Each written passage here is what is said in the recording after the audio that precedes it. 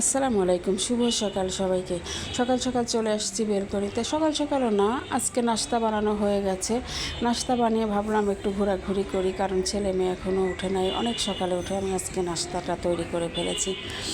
দেখতেছি কালকে গাছটা লাগিয়েছি, গাছে দেখেন এই গাছটা মোড়া মোড়া হয়ে গেছে। আমি কিনে এনেছিলাম এই গাছ আর একটা জবা ফুল গাছ, মানে একটা রক্ত গাঁদা আর একটা হলুদ গাঁদা আর একটা হচ্ছে জবা।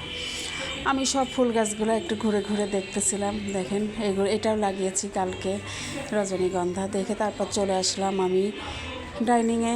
দেখেন কি কি তৈরি করেছি আজকে। সেমাই আছে, রুটি আছে, আর এদিকে আছে হচ্ছে ডিম ভাজি। এখন শীতের সময় রুটিটা যাতে গরম থাকে এই জন্য হটপটে রাখি, অনেক দিনই রাখি। এদিকে সেমাই, ডিম ভাজি আর পেঁপের হালুয়া ছিল একটু, সেটাও রয়ে গেছে।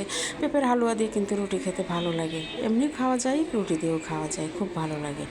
আজকে আমার এ পর্যন্তই নাস্তা। আজকে সকালের নাস্তাগুলো তৈরি করে এখন ছেলে মেয়েকে ডাকবো। এইগুলোই ছিল আমার আজকে সকালের আয়োজন। আল্লাহ হাফেজ, ভালো থাকবেন।